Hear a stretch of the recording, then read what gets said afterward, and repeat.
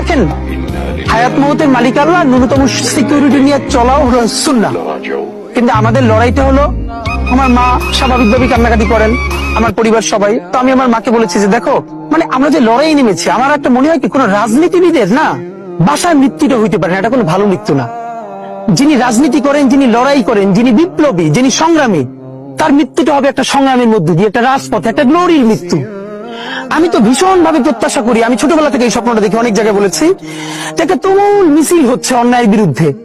সেই মিছিলের সামনে আমি আছি, কোন একটা বুলেট এসে আমার বুকটা হয়তো বিদ্ধ করে দিয়েছে, এবং সেই মিছিলে আমি হাসতে হাসতে আমি শহীদ হয়ে গেছি।